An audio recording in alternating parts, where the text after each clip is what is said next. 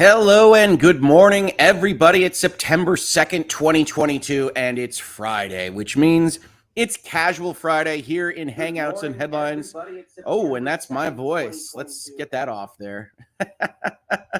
Oh, we're having fun now. Hey, everybody, it is Casual Friday. I'm forgetting to turn off tabs. I'm forgetting to turn off sound. That means it must be time to relax, to hang out, to chat with you folks about stories I find of interest that are maybe not as serious as some of the other things that we cover on other days. Maybe not as serious as some other stuff we cover on other weeks of Casual Fridays. We're going to be talking about movies. We're going to be talking about dragons. I got my Lawyers and Dragons hat on. How are you all doing? I am very sorry I missed Hangouts yesterday. Just couldn't make it for that episode. Some of you may have seen that I did get on about an hour and a half later than our usual Hangout start time to do a virtual Legality live in a very similar format to Hangouts and Headlines on some important stuff that was happening in the Microsoft and Activision transaction and things that we're handling with the UK. Hopefully we're able to pop in there. We had a lot of fun with that. That turned out to be more than 2 hours long, but I did have to miss that Hangout slot yesterday. And I do apologize. It's very difficult. Some mornings, just stuff happens and I can't make that episode. Fortunately, it hasn't happened very often, but I do know that those announcements of cancellations come out very late, right? Like, so that cancellation I sent, I think at like 6:45 in the morning yesterday. And I know that's very close to when the start time of the episode would be. So I do apologize for that for folks that were looking forward to it or potentially otherwise waiting for one. Now, I actually didn't have a placeholder up yesterday. So there was no place to wait. But I do apologize. I do try to make these things and I like hanging out with you. I like having fun. So with that said, how's everybody doing? What's everybody looking forward to this Friday? Where are you hanging out from? Let's just chat a little bit before we get into the very serious, very technical world of are critics or customers better at rating movies? Which I thought was actually very interesting, kind of slightly analytical piece that a Bloomberg newsletter put out. We'll be talking about kind of the concept there because it comes across as a little bit more of a blog post than other things that we might otherwise read here. And what do folks think about this Happy Friday? Happy Friday indeed from Deborah from Riverton, Illinois. Hello, Deborah from Riverton, Illinois. I was born in Illinois. Great state. Wonderful stuff. Great hat. Absolutely. Sometimes you got to change it up. And we're going to be talking about dragons today. We're going to be talking about movies. I thought we'd do a little fantasy stuff. If you didn't see the Lord of the Rings, Rings of Power premiere, the most expensive TV show ever made, went live yesterday at 9 p.m. Eastern, whatever time it might have been for you, on Amazon. I was worried about this particular show. I knew it would be expensive looking, but I will tell you that episode 1, 2 episodes were released. I didn't have time to watch both last night. Episode 1 is not awful. Lord of the Rings is a very important series of movies to me, the New Line Cinema ones, the Peter Jackson ones. And I was worried about it primarily because, hey, I've been burned by folks reviving things that I love. Looking at you, Star Wars. And so I was worried about this show. I still don't know whether it will go anywhere or be any good in the long term, but one episode in, the production values are basically insane. And even though they're having the actors say some pretty tricky old English style dialogue, which roughly matches up with the movies that are so popular and that are so important to me. I mean, I was reminding my wife of lines like a hutch to trammel some wild thing in and whatnot. That comes across in the Amazon show, but the actors are up to the task, which reminds me of like some of the quotes that you used to hear about like Star Trek, which is reading this technobabble is very, very difficult, give or take, paraphrasing, of course. And I was just thinking a little bit, which I guess takes me out of the show while I'm watching for a minute. I was thinking a little bit of how difficult it was to say some of the stuff that they were being asked to say and still communicate what it was that they needed to communicate in those scenes. So I was pretty impressed by it. I'm only one episode in. We'll see where it goes. And like I did say on Twitter yesterday when I was talking about the show, I'm a big fan of Lord of the Rings. I am not a Tolkien scholar. I do not know my, Fel Morgoths from my Saurons. It gets a little bit wild and weird back in the head space there. And so I'm the wrong person to ask if this is faithful to the Silmarillion or anything like that. But I'm going to look at it internally. And so far, so good.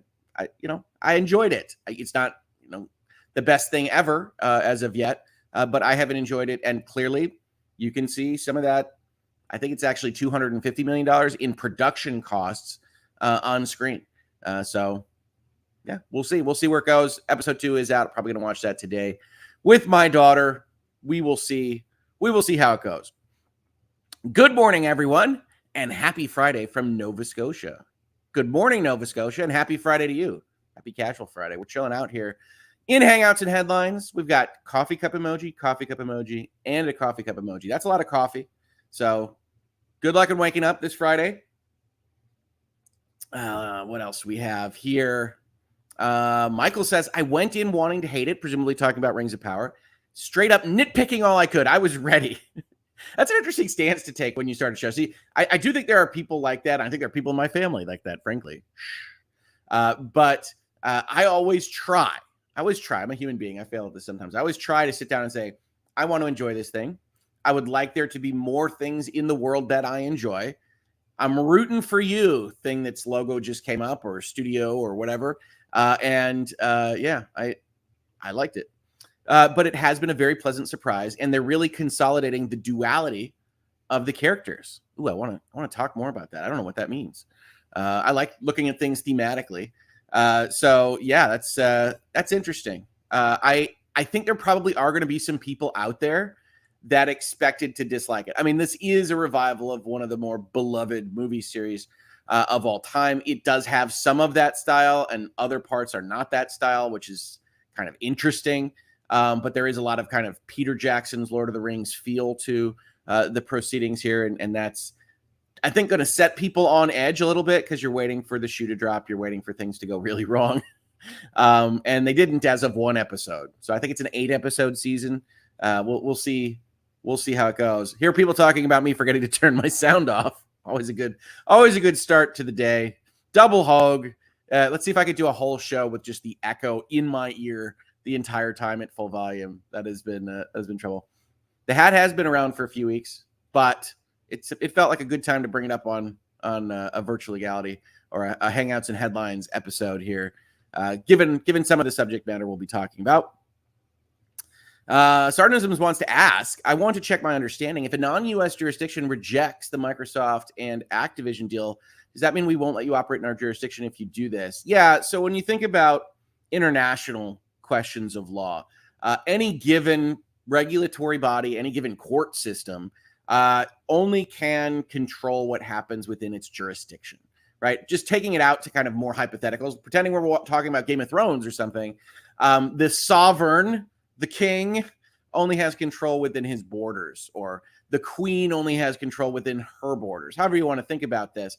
And that's really what we've got in terms of international law and nation states instead of kingdoms, is that if you're in Britain, if you're the CMA that we were talking about yesterday, they can say, we don't approve this deal, and we can control whether or not you can interact with our jurisdiction, whether you can sell into it. If Microsoft and Activision were to combine after we say they're not allowed, then we could say you're not allowed to operate within our economy. Now, that gets weird in a multinational global economy. And so generally speaking, what you have is all of the jurisdictions are talking at the same time, and everybody's trying to coordinate what this thing looks like, with basically the biggest jurisdictions taking the lead. And that would be the US and the EU. And the UK is loud and formally part of the EU. And so they might otherwise say things to get you to do certain things in their jurisdiction as well. But generally speaking, you're going to figure out what everybody's asking for. You're going to figure out whether or not you're willing to do those things if you're on the Microsoft side. And a lawsuit, if there were to be one, would be driven by one of the really big jurisdictions. And then you'd go from there, and then you'd use that as precedent. You'd do all sorts of things. We have a lot of bridges to walk down if it gets that hostile. Certainly, Microsoft is doing everything within its power to not get that hostile with these regulatory bodies or these jurisdictions, because it just becomes much more expensive and much more complicated, as you can tell. So I don't think UK is going to block anything. I don't think the EU is going to block anything. I do think they're going to ask for what I've called consent decrees, what we saw called undertakings with the UK yesterday, where Microsoft agrees to make sure Call of Duty is on PlayStation or things like that, that these jurisdictions will ask for. They'll unify them across, and then the deal will close next year. I still think that pretty strongly. Happy Friday and a great topic. Talking about movies and reviews. What could be more fun on a Friday, right? Absolutely. Friday was over. It was okay. presumably calling in from a different jurisdiction that has already experienced Friday. That's disappointing me. I'm excited about this Friday. I'm going to watch that episode 2 of Rings of Power. I've got some fun stuff to talk with you about this morning. Might do a video for Virtual Legality, might not, and just enjoy. Friday's a fun time, and this is the last Friday before my kids go back to school, so I'm going to have fun hanging out with them. Let's see here. Doing fine here in Roanoke, Virginia. Fantastic, Annalie. The Star City of the South, designated in November 1949 with a large neon star on one of the mountains. No kidding. All right. I'll have to look up a picture. Very interesting. Always a good time with Hoegouts and hang lines. Thanks, Skinny Ninja. Hoegouts. Is not awful sounds like pretty high praise coming from Hoeg. I don't want to overextend to people. It's very much the first episode, at least, like a prologue. It's actually a prologue and a prologue for a story that hasn't happened yet. There really isn't an inciting event so much until maybe the very end of the first episode. But they've done a good job in kind of epic fashion establishing at least 3 characters in that first episode. And I enjoyed it. It's got a flair. It's money up on the screen. It is directed like a movie. And that is pretty cool. Pretty cool. That Sarah says it was 106 yesterday, and it's supposed to be 111 on Monday as a temperature. Well, good luck. That is too hot for me. Carrie Harvey says Kathleen Kennedy has traumatized many a Star Wars fan. Hey, I don't limit it to one individual at Lucasfilm or Disney or one director or one writer. They all have their share of making it so that what was once a passionate cultural media love of my life is no longer. It is dead in there, and we could discuss the reasons sometime. That is the discourse. I get dragged into that fight in various places, and it is not what I want to do. Hey, I could have brought up that Empire Rian Johnson interview. I did not. I chose not to do that this Friday because I didn't want to. Emily says Amazon's trying to shill it when I'm on the site checking into my order that's 3 days late. Eye roll emoji. I did notice that, right? It's funny when we talk about things. We talk about it a lot in Virtual Legality that Congress and even the courts have looked at kind of the verticalization of some of our technology companies. And Amazon was so funny because I think probably a lot of us are regularly visiting, checking on orders or whatever. And Amazon with its big tickers on like every page for when Rings of Power starts was like, wow. They really want you to know that. If they could affix like LCD clocks to the packages that say Rings of Power is coming on whatever time frame from when you've got your package at your front door, I'm sure they would have. But it was interesting to see. They were very much advertising it for a long period of time, pretty significantly. Good morning from Ohio. Good morning, Ohio. Welcome to college football season. My Michigan Wolverines kicking off as the Big Ten champions tomorrow. What a weekend it's going to be. Very excited. Is the first episode out? Yes, the first 2 are out as of, I don't know, about 12 hours ago, give or take. Rings of Power. Yes, the Rings of Power. Morning from Rhode Island, says Carol. Good morning, Rhode Island, and good morning, Carol. Happy Casual Friday, everyone, says Deidre. Happy Casual Friday. Isn't it? It feels good, right? Positive vibes, positive area, casual Friday, heading into a weekend, college football for me, whatever you might like for you. Maybe it's college football. I'm more of a Song of Ice and Fire fan, so I'm watching House of the Dragon. I'm watching House of the Dragon too. House of the Dragon and Rings of Power actually, at least one episode into Rings of Power, have a certain similarity, which is the complaint I would have about both is that they are taking the slow boat across the sea in terms of, wow, we don't really have an inciting event. We don't really have forward momentum in the narrative. We just have this kind of almost novel-like introduction of the characters, of the setting, and you sit back and you hope you're being taken on a good ride. That's the trick, right? I have no problem with slowness. I have no problem with taking your time with characterization. I have no problem with world building. That's one of my favorite parts of fantasy and sci-fi. But you do have to have a certain element of trust, right? I'm putting in this time. And I hope you've got a story that you're willing to tell me that is going to be interesting. It doesn't have to be perfect. I'm not one of those guys that sits there and says, wow, it has to be flawless. It has to be literate. It has to be all these things. I just want to be entertained primarily from these things. And if it's intellectual and it's stimulating that way, fantastic. But they're very slow. The Rings of Power episode 1 is a prologue to a story that really doesn't start by the time that episode ends. And House of the Dragon has a little bit more stuff in its first episode, but by the time you're done with all that and you're kind of settling into what the direction of the story is likely to be, I don't think we've actually had an inciting event. So it's kind of more chilling out with people in King's Landing. So I think that one's fine. I will continue to watch it. I hope it's not nearly as gratuitous over the course of its season as the first episode was. The second episode was a lot better in that regard for me personally. But Rings of Power, I basically had chalked up as probably a silly Amazon experiment after Wheel of Time, which I really didn't like. And so seeing something there that was worth watching for an hour was nice.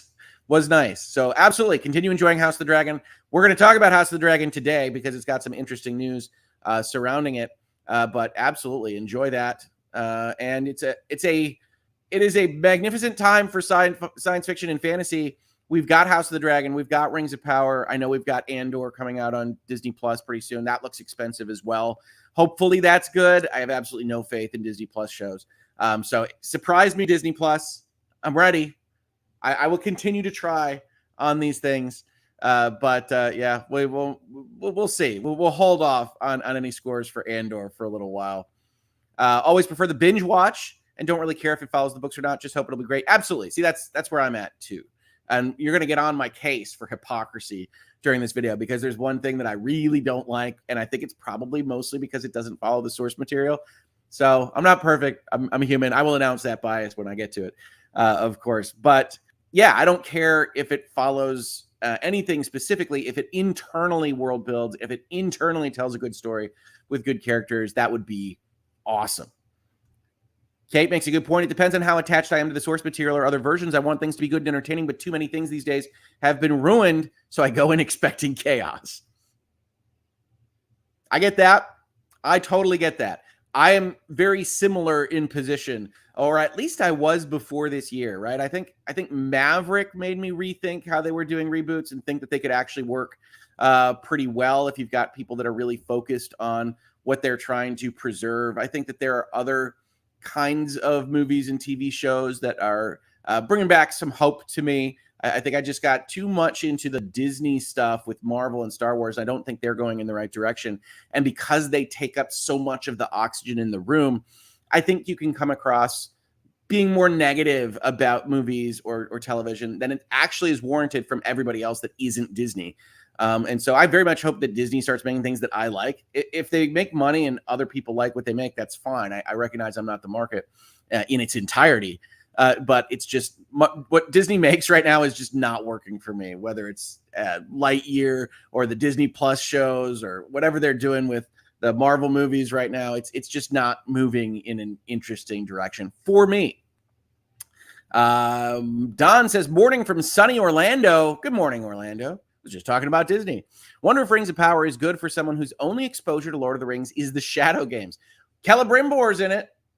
You're gonna get Celebrimbor. So if you like the Shadow games, you're gonna meet a different version of Celebrimbor. But yeah, I don't know. That's the only exposure you have to Lord of the Rings. I think that you would have to get used to the fact that it is very deliberately trying to be as self-serious as the Peter Jackson Lord of the Rings, and that's an unusual tone for 2022. I'm all in for it. I like earnestness. I like seriousness. I miss it.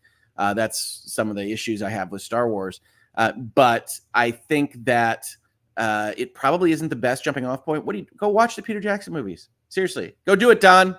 Go do it, folks. Tell Don to watch the Peter Jackson movies. Come on now. But yeah, I think it's a good first episode, at least. It's got a lot of production value. Carrie says, we've been burned on so many other revivals of stories. You sometimes end up starting from expecting disappointment based on experience. Yeah, you feel burned, right? That's why I kind of try to go through and say, hey, that one wasn't awful, right? It didn't inflict pain for one of my favorite memories and favorite pieces of culture. And that's worth saying something. I know it doesn't sound like a hearty endorsement, but it didn't hurt me. Is pretty good for what Rings of Power could have done, at least in its first episode. So yeah, fantastic. Just Because says, meanwhile, I just found out that they finally released the remaining 3 seasons of Private Eyes on Google Play. So I've been binging that since last night. I don't know Private Eyes. I don't know that show by the sound of things, seasons. You have to let me know. Shireen, book turned into movies and TV shows can be disappointing. If you don't read the books, it can be more enjoyable. But Lord of the Rings and House of Dragon have been good. Thumbs up emoji. Honestly, yeah. Neither of those are painful just yet. Game of Thrones, that adaptation did not finish well, in my humble opinion.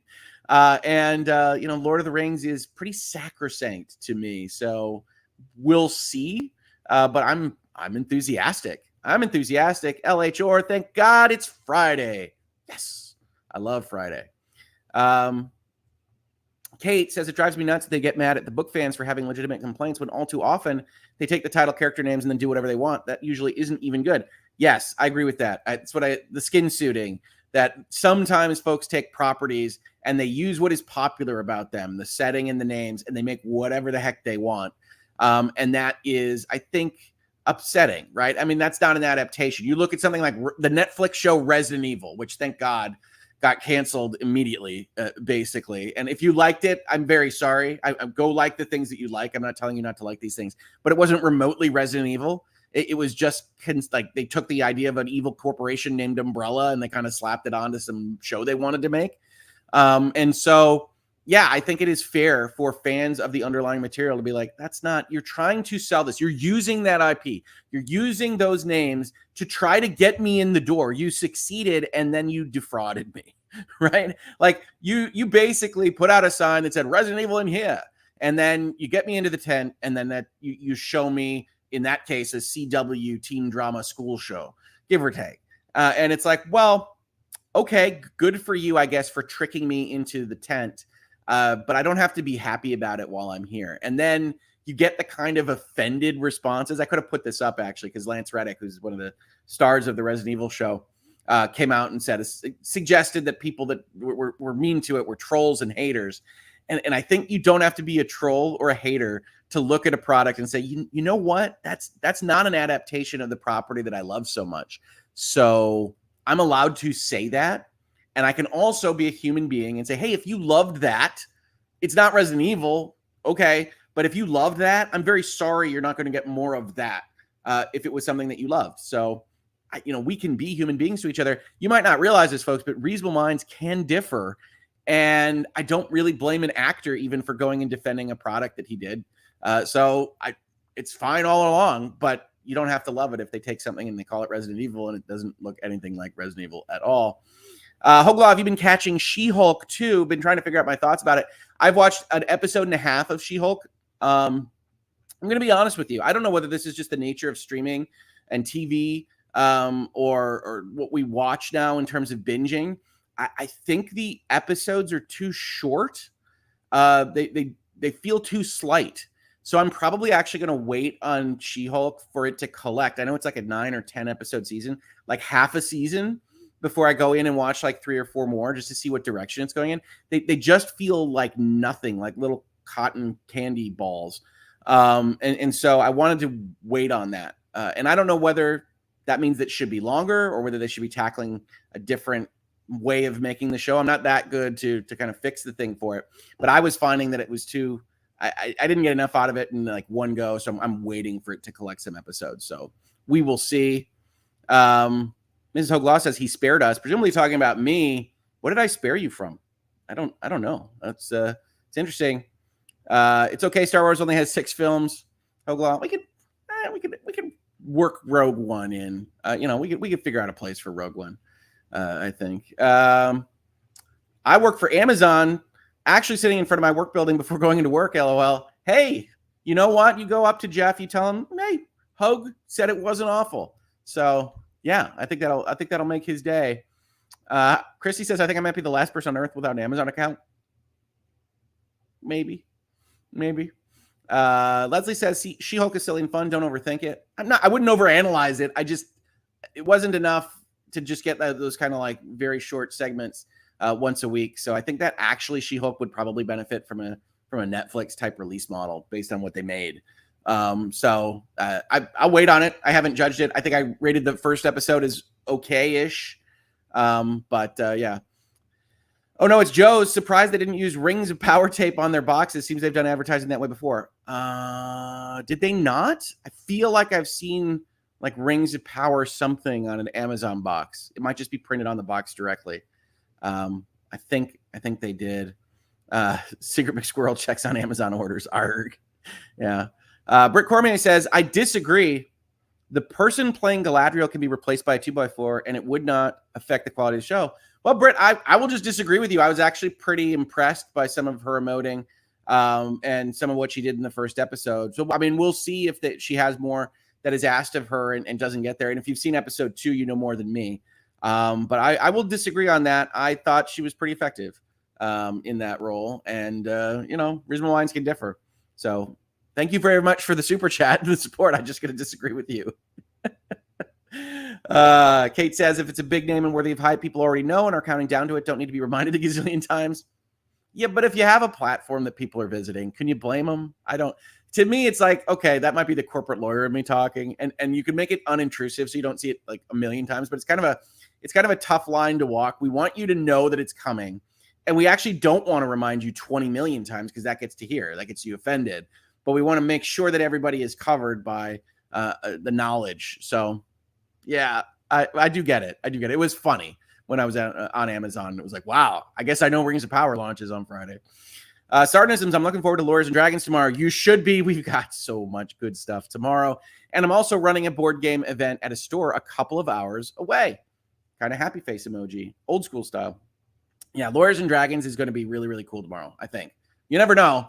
The beauty of live, I guess it's not television, live Dungeons and Dragons playing, but I think it's going to be really, really special tomorrow. Andrew asks, can more people click the like button? It is far too low. Yeah, click the like button if you like it. You don't have to if you don't. Very much appreciate it. House of the Dragon 2 already? Well, the season 2 has already been picked up. We're going to talk about that today in just a few minutes. What else here? Mrs. Hoeg Law says, great question, Andy. Hoeg Law, will you be here Monday? No, I will not. I was actually going to announce that at the end of the episode. But yeah, as long as you're asking the question, it is Labor Day here in the States on Monday. It is the very last day before my kids go to school. So I am going to try, you never know with the practice of law and everything else, to take the day and relax with the family and have a good time. It's kind of the end of summer here in the United States, or at least that's how I've always treated it. And so, no, there will not be a Hangouts and Headlines on Monday unless something really crazy happens and I just put up an episode, stay true to the space, I guess. But I'm not planning on doing it. So apologies there. Might replace it with Wednesday. We've had kind of a weird stop and start schedule as I, took a vacation. Yeah, I'm not planning on being here on Labor Day on Monday. So good question. Kate says, love A Song of Ice and Fire. Really hope they do the material justice this time. So far, I'm enjoying it, and it's washing away the awful taste of the last time they tried. Yeah, it's much better than Game of Thrones seasons 7 and 8. There's no question. It's much better. I do wish they gave a different song to the intro. I think that's super weird, and for whatever reason, I really hate it. I think it denies the identity to the spinoff show here. Yeah, that might just be me. I love music. The Marvel shows on Disney Plus are great, though. I'm gonna file this under Reasonable Minds Can Differ. I haven't watched any of the Star Wars ones yet, except for The Mandalorian, which I loved. Mandalorian's okay. Mandalorian's probably the best thing they do in the TV shows. I don't like the Marvel shows. WandaVision kind of falls apart at the end. Falcon and the Winter Soldier might be the worst thing Marvel's done. I wish I liked Loki, but I really don't think they had a handle on what they were putting together with Loki. What else we got in there? I like Hawkeye. I thought Hawkeye was good. Moon Knight is a little bit scattered, but has some good scenes, and Oscar Isaac is a really good actor. She-Hulk, did I get them all? I think I might have gotten them all.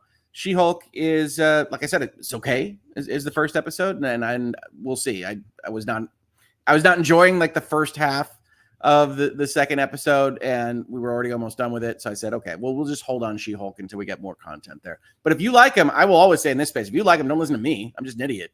Go enjoy them and have fun with those shows.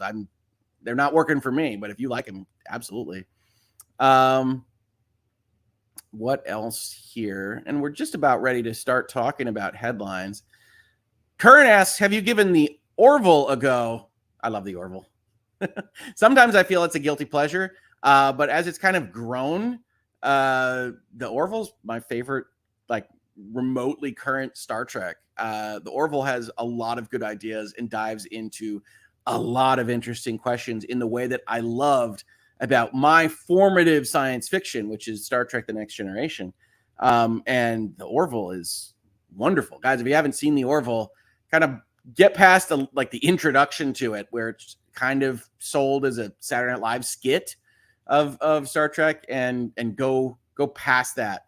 By the time you get to some of the Mocklin arc stuff, it is awesome. So since I can name a race on the Orville, yes, I have given the Orville a go. I quite enjoy it. So yes, thank you. Joe says, as a Dune fan, Dune, which is what we say here in Hoeg House, I know no other media will ever live up to the original. Still love the David Lynch, and I will never play the MMO.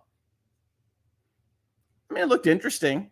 Yes, it's a very difficult book. I really love Denis' version, even though I think he misses some important stuff in the middle of what they showed. So I guess the middle of part one, the middle of the first half, like the quarter mark of the book. I still think that a lot of the design and a lot of the movie is really, really fantastic. So yeah, but I hear you. Very difficult to make into a book.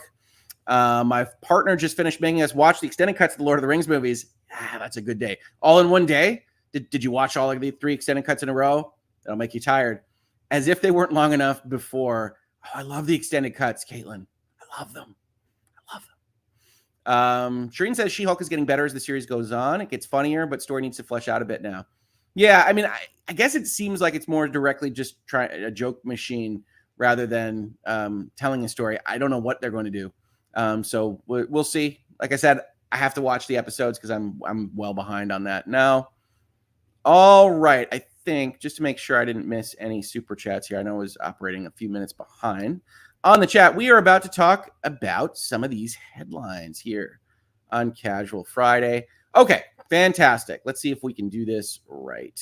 And I didn't hit the right buttons to start out the show. It's Casual Friday, folks. I forgot to turn off the tab that was me talking. I forgot to set up the articles. My goodness.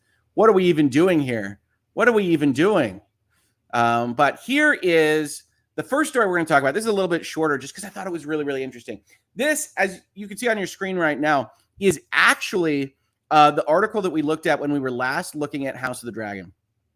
And this was the Hollywood Reporter's big cover article about this massive HBO show that they were spending a ton of money on.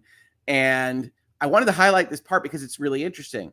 They say the second critical piece of the creative team was Miguel Sapochnik. The Emmy-winning director helmed some of the most acclaimed and difficult episodes of the original Game of Thrones, Hard Home, Battle of the Bastards, The Winds of Winter. Sapochnik's talent was almost legendary on the throne set, with the director having endured 11 weeks of consecutive night shoots during a freezing Northern Ireland winter.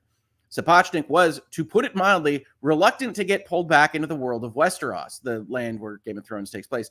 Miguel said, "I'm never doing Thrones again," Ryan Condal recalls. Those are the two showrunners of House of the Dragon. Once again, a fortuitous relationship played a key role. Sapochnik was already friends with Condal and had agreed to help develop Dragon, giving guidance as somebody who knew the original show's secret sauce. Along the way, Sapochnik gradually became entwined with the project. Sapochnik recalls, "If it ain't broke, don't fix it. I think that season 8 had been divisive. Blood Moon hadn't worked out for them, and they wanted to retain their fans. They wanted to come back to what they knew." With Sapochnik on board, Condal would focus on the scripts and Sapochnik on directing the pilot and episodes 6 and 7. Both would do the show's broad story and editing. The idea was to emulate Benioff and Weiss's tight partnership, and not the results of that partnership that had been so effective managing the day-to-day decision tornadoes of an immense production. The first year of work, we refused to take separate meetings, Condal and Sapochnik. So this is a very kind of enmeshed crew that were doing this co-show running for House of the Dragon. Ori says it was a combination of Condal's writing and Sapochnik's experience and Martin's enthusiastic support. We see you, George. That boosted HBO's confidence in the project enough to actually get the series made. Then it gets released, and it's one of the most popular things HBO has ever done. to lead into this week's announcement that co-showrunner Miguel Sapochnik and the main kind of visual director for both the pilot and what's likely some of the really important episodes of the series is leaving, right? In the first week of this show's release, or as the Hollywood Reporter reports, there's been a big shakeup inside House of the Dragon. The HBO fantasy drama's co-showrunner and director Miguel Sapochnik is stepping down from the freshly launched hit series. Sources say Sapochnik is exiting the show after pouring an exhausting 3 years of effort into the Game of Thrones prequel. Dragon co-creator Ryan Condal will now serve as the show's sole showrunner and continue to work closely with co-creator George R.R. Martin. Sapochnik has also entered into a first-look deal with HBO. This is the important part, to develop new projects, and will remain an executive producer for the duration of the series.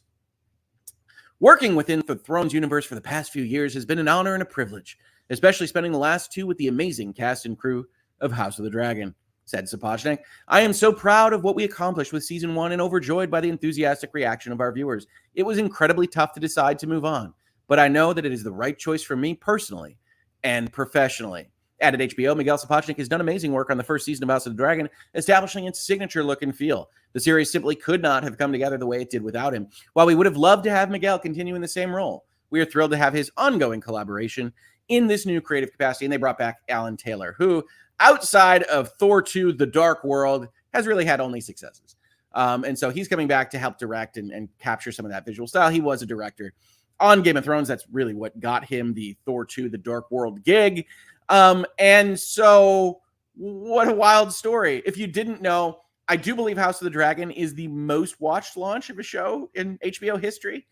We might be able to find some stats on that elsewise. And this story is just kind of wild. And it sounds to me, speculating, right? It's Casual Friday, that this was probably always the understanding, right? If you actually read between the lines of these stories, what you've got is Miguel Sapochnik doesn't want to come back to do Game of Thrones. He has to be dragged into it.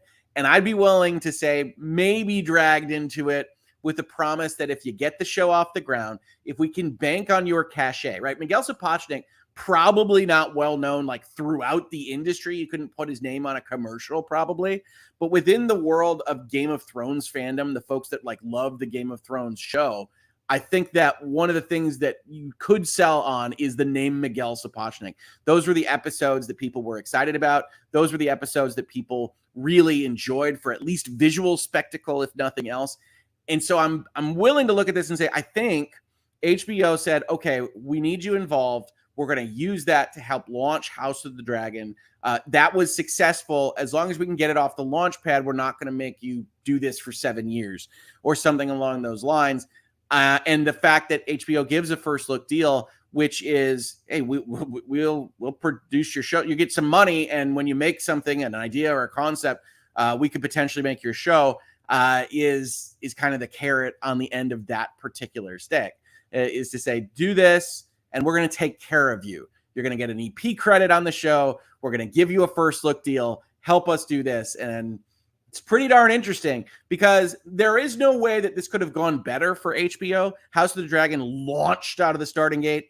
And I believe in a very rare thing for the current TV environment, episode 2 had more viewers than episode 1. Like people checking in on it stuck around and added word of mouth to the particular show. And that word of mouth was, hey, that was okay. Episode 1 is really, really strong. And of course, that was the one that was directed by Miguel Sapochnik. So yeah, what a wild story for, TV and HBO. And they got out in front of it at the same time that they were talking about season 2, which does suggest to me a certain amount of planning. But that's House of the Dragon. What do you all think? Is this something HBO knew about? Is this something that was always in the works, even when the quotes came out that suggested, hey, I'm not so sure about whether or not I want to be on Thrones. And then I just found myself being on Thrones. So, yes.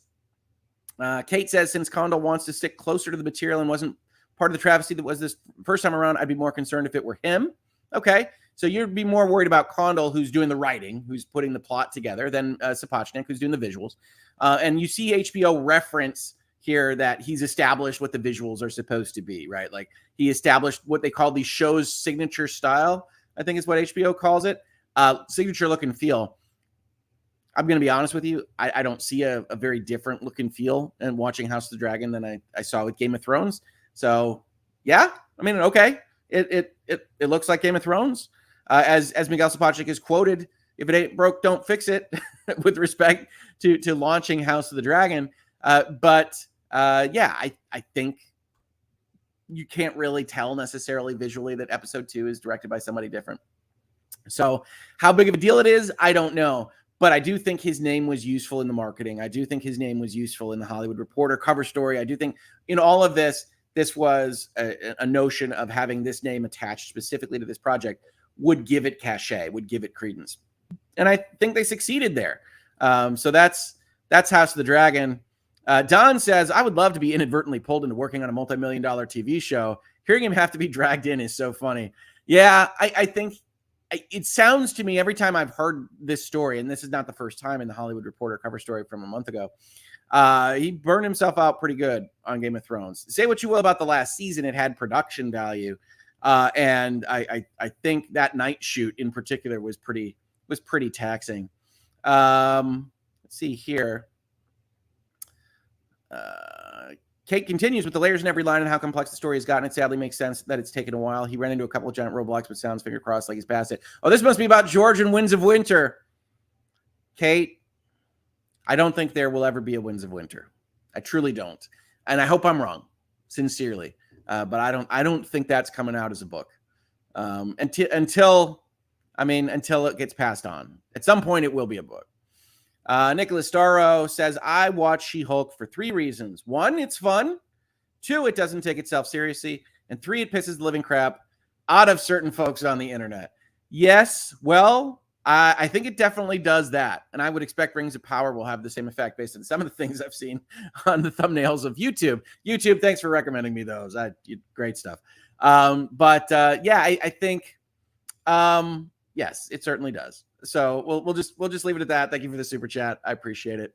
Don says that's true. It did. Like Colin says, Hoeg production per square inch. I haven't heard that. I haven't been on with him when he says that, but yes, the money's on the screen. The money is on the screen, both in Game of Thrones season 8 and in the Rings of Power. Okay, that's House of the Dragon. Let's move on to this Bloomberg article. Oh, and here's the actual House of the Dragon reference I wanted to make here from the Bloomberg article, which is about something completely different. House of the Dragon, the prequel to Game of Thrones, scored the biggest audience of any new show in HBO history. Almost 10 million people watched the first episode on night 1, a figure that grew to about 20 million by the end of the week. It dethrones The Sandman. I'm really concerned we're not going to get any more Sandman, which would be a bummer. But at least we would have that one season that we enjoyed so much. Now we've got the Bloomberg newsletter here, and I point out that it's a newsletter. I don't know that I've seen a Bloomberg newsletter before, but it comes across as deliberately bloggish. And we'll point out a few places that happens. I guess it's supposed to be more personal than some of their kind of more official works.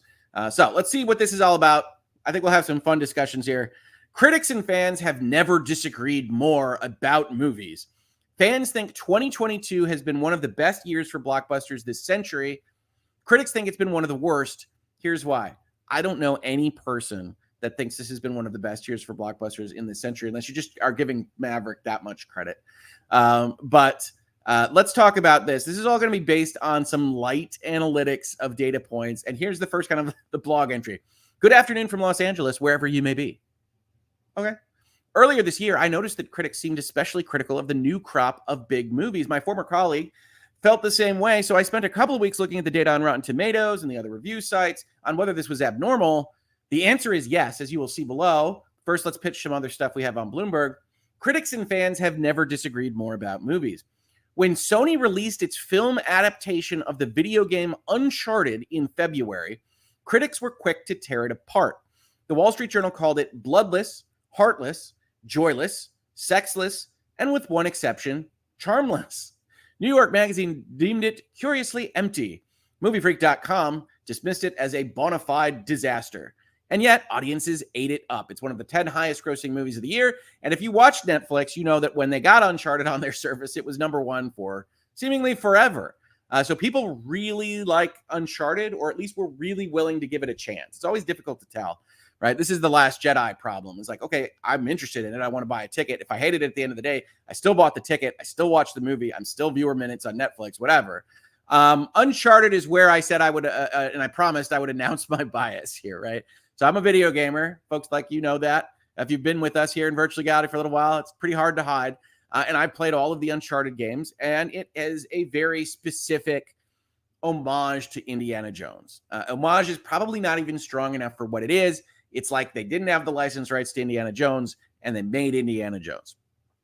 And by the time you get to the Sony Pictures Uncharted movie, it is cast horribly for trying to capture the tone of what the video games are. Nathan Drake, the main character in Uncharted, is older. You really do want to think of like Harrison Ford at the age he is in, probably even in like The Last Crusade, give or take, where he's engaging with these things. He's over it. He's cynical, but he's also, a leading man type, doing, having Marion involved in the fights and having those kinds of relationships.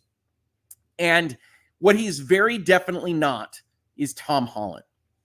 Now, what I think Sony sees is Tom Holland's real popular. And we've talked a little bit in this space about the fact that movie stars really aren't driving blockbuster money anymore. Tom Cruise may be the last movie star. But if there is going to be a continuation of movie stardom, Tom Holland would appear to be one of the entry points to it, that everything he makes is really something that people go see, with the exception of some kind of teen lit type movies that didn't work out so well, which we'll put to the side. Tom Cruise has also made some movies that didn't work out so well, right? So Tom Holland is very popular. Sony makes this announcement and says he's gonna be Nathan Drake. He captures absolutely none of what the Nathan Drake character is. He's Tom Holland. He's basically Peter Parker, playing in Uncharted with Mark Wahlberg. And yet, what I do think it is I think it's fun. I think it's earnest. I think it is a movie that is not trying to tell serious stories or otherwise be important in the way that critics like. And so folks said, hey, you know what? It's an action adventure romp. It's a national treasure type movie. I like Tom Holland. I don't mind Mark Wahlberg. And I ate some popcorn and I enjoyed myself. And critics are like, what the hell is that? And so I do think you get this kind of disconnect. As I said, since I just said I'm not going to review the Rings of Power based on any kind of fidelity to source material, I really don't like Uncharted. I mean, it does feel, I think the best one here is Curiously Empty. It feels like a hollow shell of a movie that was written by committee and just built between set pieces, which I guess is a certain kind of homage to Uncharted, because by the time you get to Uncharted 3, it feels the same way. That it's just set pieces. The plot doesn't matter at all. And we're just going between giant, exciting blockbuster set pieces. So it's interesting because I think audience often want that earnestness, often want for heroes, want for adventure and action. And they're not always getting it because the Marvel Cinematic Universe has taken up all that oxygen. And one of the biggest issues I have with Marvel is that it long ago decided that because it didn't want to be made fun of, it would make fun of itself. This is, that high school concept of I'm going to be the jokester, I'm going to be ironic, I'm going to be self-aware and fourth wall breaking or what have you, in order to avoid the fact that I'm telling you stories about men in robot suits or other men that wear the American flag on their shield and on their outfits and wear little wings and whatnot. And so all of Marvel, at least since the original Avengers movie, has this kind of scope and concept of, oh yes, we know this is stupid, we're going to make those stupid jokes to begin with. In almost every Marvel movie, you get a scene where they make fun of the names of the characters, for instance. And it's just not something I enjoy anymore. I miss that earnestness. And I wrote an article about The Last Jedi, about why that lack of earnestness, I think, really harmed specifically the Star Wars brand. You can check that out anywhere you want. I think it's all over the internet. It was one of the most popular things I did before I did these shows. And I do think that comes up with people sometimes just want that. And Uncharted is a little bit closer to that than Marvel, even though it is still quippy. Just because asked, can you review the popcorn that came with the movie? Like while you're watching Uncharted, sometimes it's great. Sometimes you let people in your party oversalt it, and it's the worst thing ever. I'm just saying. So that's not the movie theater's fault. That is your party member's fault. But sometimes that does, in fact, happen. So that's what I think is going on with Uncharted, but it is one of the biggest disconnects that I also have with the fan reviews. Uncharted also initiated one of the biggest disputes between critics and fans in modern movie history. Audiences have given higher scores than critics to all 10 of the year's biggest movies. The average audience rating for Jurassic World Dominion on Rotten Tomatoes and IMDb is a 67. The average critic score on Rotten Tomatoes and Metacritic is 34. That is a difference of 33 points. Jurassic World Dominion is one of 3 movies, along with Uncharted and The Gray Man, where audiences and critics disagree by more than 30 points. It may seem as though critics typically pan the year's biggest hits, but that is not the case. While audiences do tend to give blockbusters a higher score than critics, the average gap in their ratings is usually around 5 points. And they're using blockbusters here, we will see, as the 10 highest grossing movies of the year. There has been at least one year where critics gave the biggest movies higher ratings than audiences, and there have been many years where the difference is negligible. In 2022, it is not so much a gap as a chasm. Audiences have given the top 10 movies an average score more than 19 points higher than critics. By far the biggest difference this century. The only 2 of the year's top 10 biggest movies where audiences and critics are even close are Maverick and The Batman. And then he puts together this chart here. I have to complain about Bloomberg just a little bit before we get into the list of movies where we'll have some fun. This chart doesn't have an establishing of what this number is, right? So you have source, Rotten Tomatoes, Metacritic, IMDb, notably not a source that produces a single number output for these particular things. So it's an average of some kind.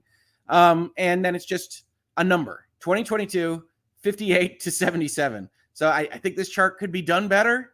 The Bloomberg charting department for the newsletters, I guess. But you can see what he's trying to establish, which is that critics and fans are way apart in 2022. And we could talk about why. That's a fun part about Casual Friday. Why are they so far apart? I have theories. I bet you have your own. One of my theories is that critics are over it to a greater extent than people. And people were excited to get back to the theater, period. And we're just sort of more generous to what it was that they were seeing, because it has been a dark time for folks that want to go either to the theater or even at home and enjoy a big blockbuster spectacle. That those were, at least in part, taken away from us for a significant portion of time. But he's going to have his own theories by the time you get to the end. What are yours? What do you think is happening here, folks, in chat? What do you think causes this kind of gap? And you can see that it isn't always the same. You see a big gap in 2011 here, but it's only 11 points. This is bigger. So 2011, not a very exciting movie time for the movies that made the most money. And this gap is even larger. So why do you think, just without even getting into the theories and looking at the movies themselves, and we're going to look at all that stuff, because I think this is a well done, interesting conversation jumping off point from Bloomberg. What do you think? Joe says critics are culture snobs who write to impress each other. Sometimes, right? Sometimes. I think we're going to see a reference to The Last Jedi, so we might as well just jump into the deep end to start out with. That is one of the things I think happens with The Last Jedi, is that Last Jedi is a deconstruction. It is self-serious. It feels it's very important. And critics like that it is effectively mean to the Star Wars formula and is self-reflecting, navel-gazing, however you want to describe it. And a lot of people didn't want that out of the Star Wars product that they went to go watch. And I think that you get that disconnect when that kind of thing happens. When you've got an entry into a franchise or a series that says all of this was silly and let's reflect on it, let's deconstruct it, let us examine why it was silly. Critics love that stuff. And people that are invested in that franchise that came to the next entry in that franchise, they don't like it so much. And when a franchise in a third sequel, or in the case of Jurassic World Dominion, a fifth sequel, a sixth movie, says, hey, we're just going to do something like the same thing, which is we're going to put people in the jungle and we're going to have dinosaurs attack them. Yay! Critics say, yeah, okay, this is worse than the other times we've seen this, and the story doesn't make any sense, and this is dumb. All true about Jurassic World Dominion. And fans sometimes come in and say, but the dinosaurs are cool, and people are trapped, and dinosaurs are attacking them. Did we mention that dinosaurs are there? And sometimes that's what you want. Like, that's what you wanted to buy. Show me some dinosaurs. Show me some scared people. Show me scared people and dinosaurs. And that's actually what I wanted. I didn't want a reflection on the nature of Jurassic World and what it means to corporatism in, America, even though it does do that a little bit. As a huge movie buff, I'm happy for our two blockbusters in Top Gun and The Batman, with the industry waking up again after a long pandemic. Bring in theaters, happy face. Yeah, absolutely. Maverick is going to change movie making for a number of years because it was so successful. We will see. We will see on that exactly what changes. It takes a couple of years for these things to spin off. But I do think that there is going to be a little bit more of that kind of movie and a little bit less of the Marvel, which I think is actually good. I think it's the movie theater industry and blockbusters in general have been too dependent on the MCU, which we see as the MCU movies kind of falter here in phase 4. Sardanisms has a theory is that movie reviewing is treated too much as a singular skill. A drama reviewer does not necessarily have the credentials for judging a summer action movie blockbuster. That's true. I mean, I do think that knowing what makes a movie work in the summer maybe isn't the same as understanding what works in a chamber piece or an indie drama, and understanding why that works as well as it might, or why it fails. And so, yeah, I think critics, one of my theories, separate from the pandemic, is that critics have a job and they have to see all these movies, and there's so much trash out there, you grow a little cynical, and there's so much trash out there that copies itself, that tells you the same thing over and over again, that a blockbuster that is doing that same thing, but with high production value and excitement for the audience, isn't that interesting to a critic who's seen it all before and has been in movies for, every week, when people aren't otherwise going that often and waiting for the summer blockbusters. So I do think there can be a certain amount of cynicism there. My question is, what kind of people are rating it on Rotten Tomato, and what audience demographics did these movies generally appeal to? Yep, we're going to talk about review bombs a little bit in this article. We're going to talk about that. I don't know. I've never actually put together a user review in one of those. I do review the movies I watch on Vudu, so I am contributing to that because Vudu asks me to put a star rating on them when I finish the movie. And so, like a sheep, I'm like, oh, okay, I will put a star review on that.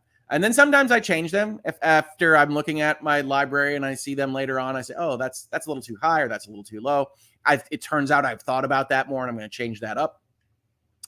But I've never gone and put a review of something like that on Rotten Tomatoes. That might be too strong. I might have reviewed something on Amazon once, I think. I have like a real old memory of reviewing something on one of these sites, but it is a question, right? Because you're not getting a cross-section demographic of what's occurring here.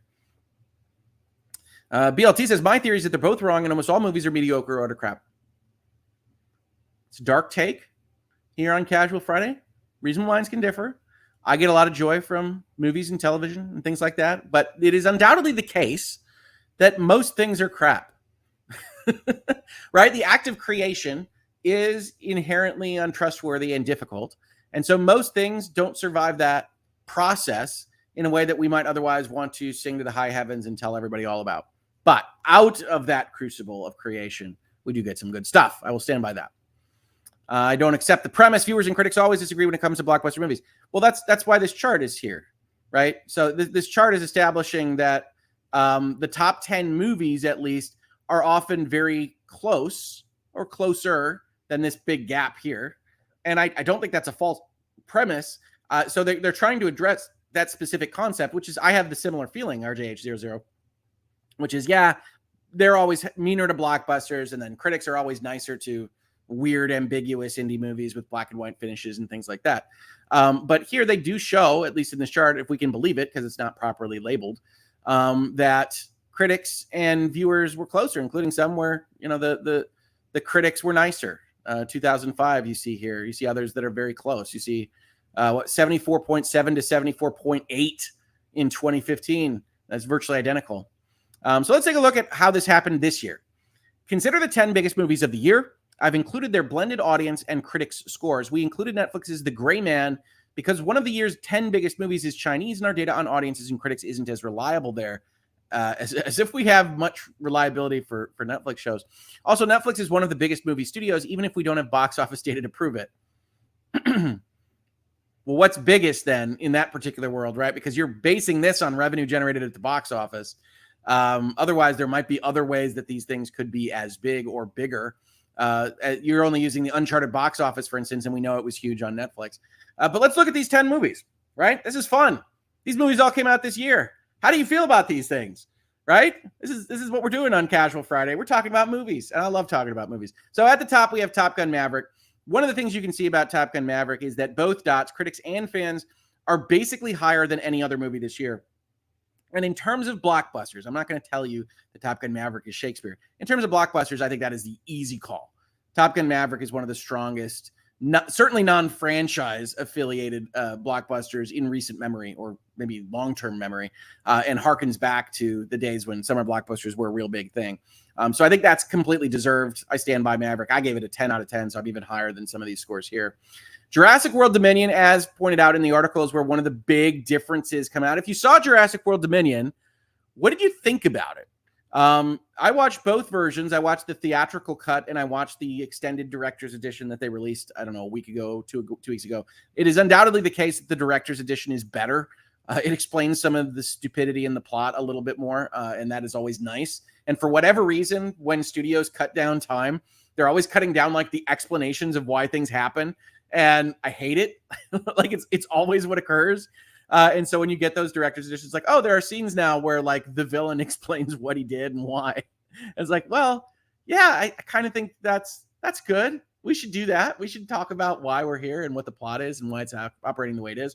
They cut those in exchange for dinosaur attack scenes, which suggests to me that the studio knows from its test audiences or otherwise that what people go to a Jurassic movie for are dinosaur attack scenes. And that's the change that they made in the theatrical to highlight those things. But did you see it? Did you like it? I don't know. Let's see here. Aniro says, I was really only into seeing Jurassic World Dominion for the conceptual problem of how we can coexist with dinosaurs in the real world. Okay, so this is a big problem with the movie, right? So Jurassic World Fallen Kingdom, which is the second movie in this reboot series trilogy, has a bunch of problems. It is really stupid in a lot of ways. But one of the things that was actually interesting and worked in Jurassic World Fallen Kingdom was the very end, where dinosaurs are released into the wide world in such high numbers that we're just going to have to learn to live with them. And that's a really interesting premise for the third and final movie of this Jurassic trilogy. And they kind of treat with it at the beginning of the movie, and they kind of at the end. And in the middle, they do a standard B kind of plot of a Jurassic type movie. And yeah, they don't really grapple with what is the really interesting conceit and hook coming off of that second movie. And I agree with you. One of my biggest criticisms of that movie is you wasted a really interesting premise that you just kind of have a dalliance with enough that we can recognize that that would be really interesting to go into in more depth, and we don't get the chance to. Ducky says, I've already forgotten the plot of The Gray Man. I'm pretty sure the plot of The Gray Man is Ryan Gosling fights Chris Evans. It's like a fighting game. I think that's pretty much what happened. Some of the action scenes in The Gray Man are really well done. It's the Russo brothers who did the Infinity War and Endgame and Captain America movies. Shireen says, wow, that shows that critics have no idea what people want in that graphic. Well, let's talk about that, because I don't think the critic's role is to guess at what people will like. I think the critic is a human being that tells you what they think of that movie. And I do think that the critical class, we might have a good argument that they have now differentiated themselves enough from the body public here that they might not perform a useful role, that their feelings on this, I have no doubt that their feelings on Jurassic World Dominion or Uncharted or anything else are their own. I don't think they're lying about them, but are they representative? And what is the purpose of a critic if they're not, right? You're employing a critic to be able to tell people what they should be interested in seeing, right? And if you've got these wide gaps, is that a helpful role? Do we have too many critics? Are they useful to the actual understanding of whether you will enjoy a movie? And I will say this, aggregators confuse this a little bit.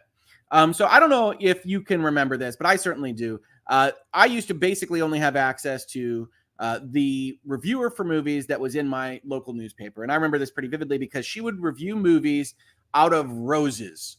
She would get between 0 and 4 roses. And I used to think that was pretty condescending. And it is. But I also used to know and get a feel for what her proclivities were, what she liked and what she didn't like, where we matched up and where we didn't. And when, I think something like Independence Day would get a half rose, you'd be like, yes, that checks out. That doesn't mean I'm not going to go see it. And I might even know from what she describes in the review that I'm going to like it significantly. And I do love Independence Day, as goofy as it is.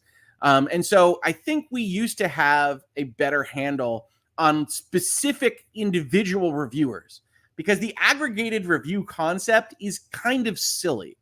There isn't a specific aggregated review that you can get for a movie out of putting all the averages together, because even internally, people aren't consistent about what their metrics are. They're not looking at the same things in these specific movies. So what I will always recommend to people is to go find a critic that explains well what they have an issue with in a movie or what they enjoyed about a movie, regardless of whether they agree with you on the overall review of that movie.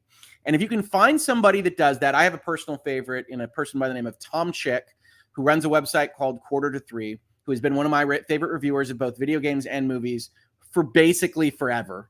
It is to my great and utter happiness that he deigned to review a game that me and my brother had made in 2012 and gave it high marks. And like that, I'm going to take that to my grave.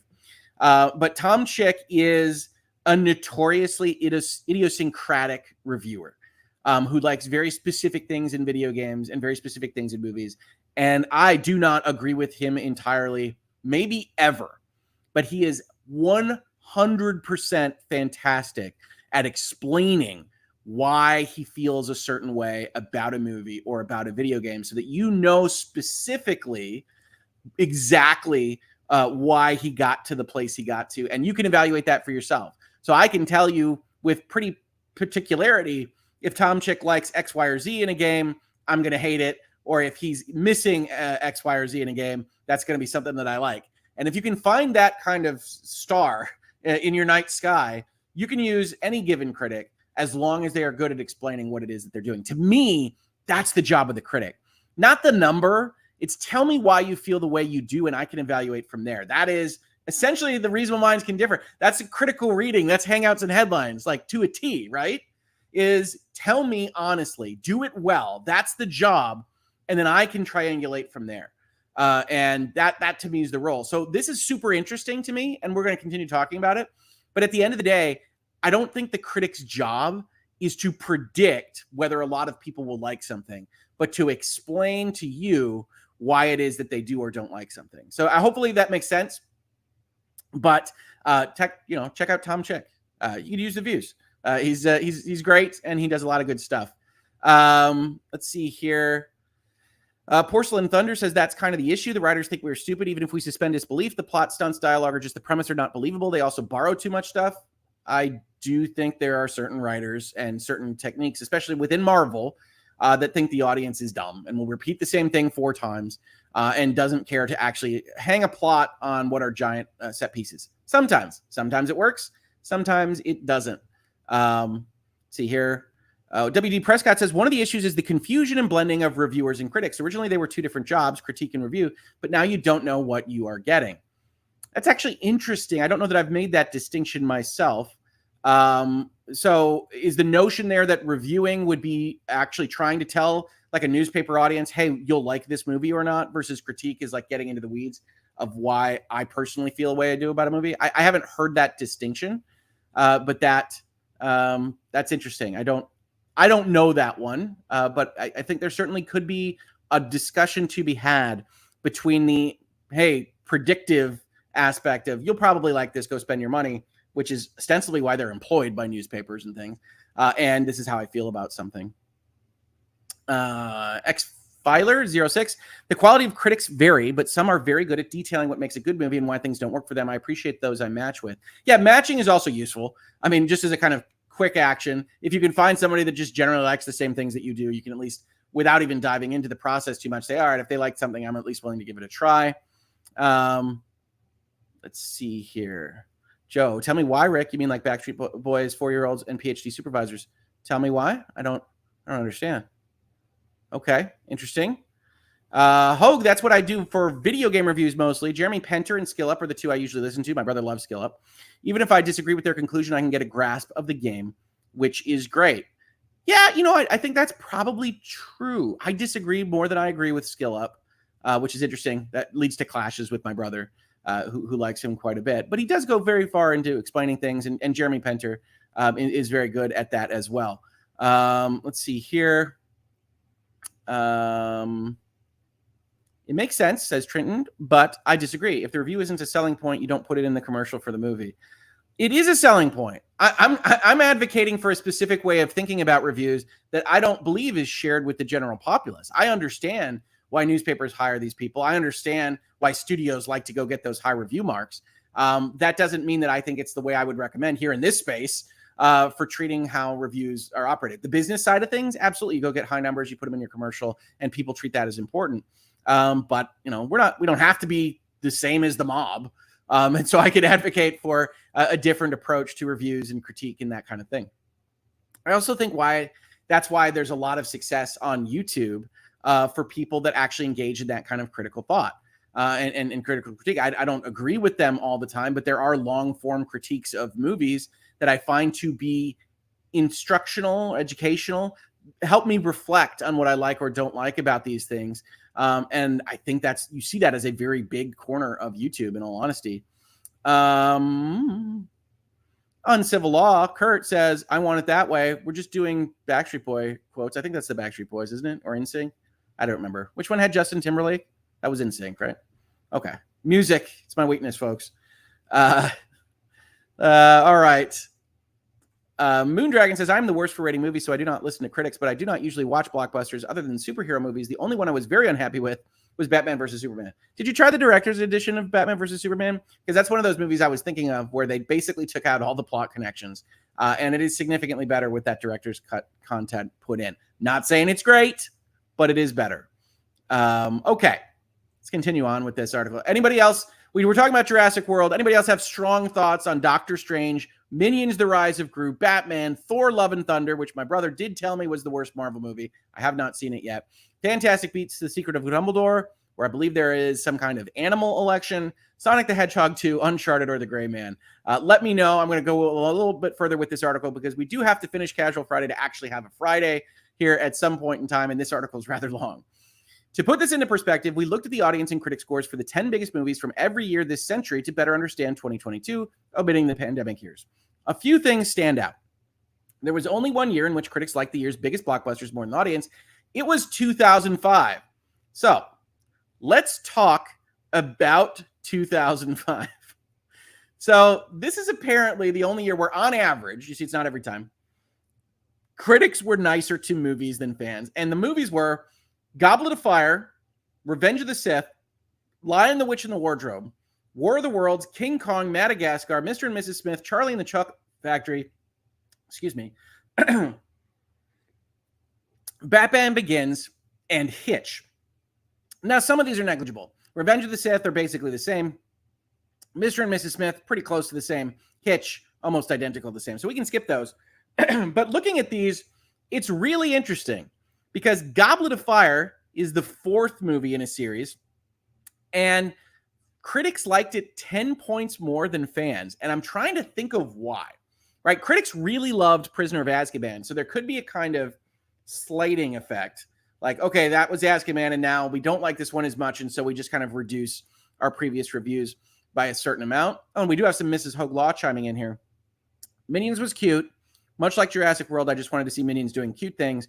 There were Minions in Jurassic World? No, I'm kidding. She means she just wanted to see dinosaurs. Achievement unlocked. And so, yeah, sometimes you just want to go and eat popcorn and watch some stuff. Okay, I just got yelled at. You know what I mean from the other room. Okay, folks. All right. It's Casual Friday, honey. It's okay. Calista says, I love Doctor Strange. It entertained me, and that's literally all I care about with movies. Yeah, I think it's the same kind of Marvel problems in that movie, but it has a cool directorial eye. Carrie loves Minions. Haven't tried Maverick. Is it necessary to rewatch Top Gun before watching it? Because I don't remember it. Not really. You need the one big plot element that will remind you of it from Top Gun if you don't remember it. And that's all you need. Maverick is fantastic. It's one of my favorite movies of the year. The director's cut of Batman versus Superman is great. I love that movie so much. Unpopular opinion, though, back when it first came out. Yeah, the director's version really improves it quite a bit. Okay, so let's talk about 2005 before we get talking about other things. I knew this would happen with this article because there's so many cool things. So, Goblet of Fire strikes me as odd. I think it's because they're coming down from an Azkaban review and the fans were more likely to hammer it, and or the critics hadn't read the book and so they were more taken up with the plot. I don't know. What do we think? Are the chances that critics read Harry Potter and the Goblet of Fire materially less than the fans overall having read Harry Potter and the Goblet of Fire? Probably. Revenge of the Sith, like I said, was negligible. Lion, the Witch, and the Wardrobe. So I've never liked the Lion, Witch, and the Wardrobe. I know this might offend some people. I've never liked it because it's too allegorical. Unlike Lord of the Rings, which hides whatever allegorical effect it might have a little bit better, tells its own story, Lion, the Witch, and the Wardrobe has always felt to me a little bit like a Sunday school cartoon. And I do think that comes across in the Disney version of it. But it is a classic piece of literature. And I think in respect of classic pieces of literature, critics are always a little bit more likely to be nicer to those things. Oh, Kurt just turned off his camera. He's in here. He'll come back. And I think that's part of the issue with this particular one. We get to War of the Worlds, and this is the self-serious deconstruction, right? So War of the Worlds has a couple of things going for it. It is classic. Again, it's hearkening back to the before times when critics liked movies and they weren't just as dumb as they are here and in 2005 otherwise. But it harkens back to a classic. And War of the Worlds, this is the Steven Spielberg, Tom Cruise version, is very self-serious and a little bit deconstructive of kind of the hero monomyth. And I think critics like that seriousness. They like Steven Spielberg. And I think fans in that particular instance said, well, that's not a summer blockbuster. War of the Worlds feels dour. War of the Worlds feels sad. And I think that's not necessarily what you're looking for when you go and you buy your popcorn to go to a summer blockbuster. And yet it's a Steven Spielberg movie starring Tom Cruise. And so it still was a blockbuster for the year because people were interested in seeing that. King Kong is Peter Jackson's follow-up to Lord of the Rings. So a lot of people were always going to go see that. And most importantly, from my perspective as a theory here, King Kong's about making movies, folks. King Kong is about trying to capture the thing that makes movies great and make a showpiece out of it. And if you've got a movie or a television show about the act of making movies or the act of telling stories, chances are critics and Hollywood in general are going to like that more than others. King Kong is also very long, especially for the year it came out in. I think it's over 3 hours. And so that I don't think was loved by fans as much. I have to admit, I really like King Kong, but it is definitely very slow in a lot of places. Madagascar is the biggest one here for fans to like more. I don't know. It's cartoon animals. I've never really liked Madagascar, but obviously it's made a huge amount of money. And so, okay. Mr. and Mrs. Smith. I don't know whether Mr. and Mrs. Smith I think it's a remake. I think it's a remake of a prior story. But both those reviews are pretty low. Kurt says he's having an audio issue when he tried to join. I know he's on a world tour. I'm sorry about that, Kurt. If you can solve it, great. If you can't, that's okay too. I appreciate you trying to jump in. And thank you so much for the super chat. You didn't have to super chat for that. But I'm very sorry about that. Sibling Creature says, Tom Cruise's War of the Worlds was the only movie where I ever declined an invitation to see it with friends after seeing it once. It's dour, right? I like that War of the Worlds, but I don't want to watch it very often. And so, yeah.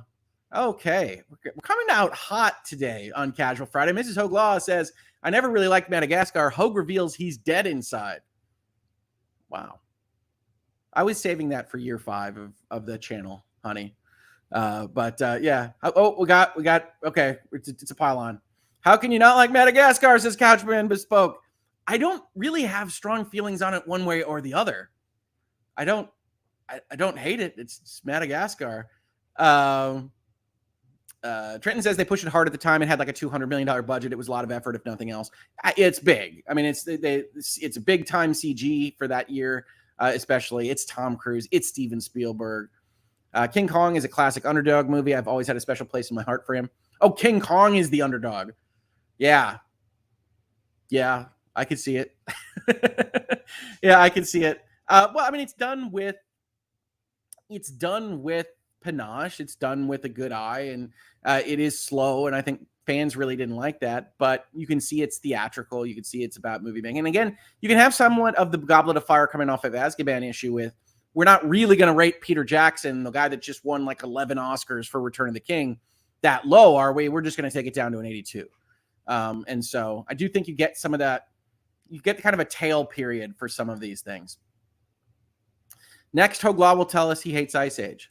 Okay, and I didn't say I hated Madagascar. I said I don't much like it. And I don't much like Ice Age. We're continuing on. We need to have headlines and hangouts just on animated movies. Maybe we do. Let's discuss Rick's terrible takes on DreamWorks and Illumination movies. Yay. Charlie and the Chocolate Factory. All I can say is the critics high on their own supply on this one. I don't know. I love Willy Wonka, the 70s, Gene Wilder, Charlie and the Chocolate Factory. And I know a lot of you found this channel through Johnny Depp. It is awful. I'm going to stand by that. Reasonable minds can differ.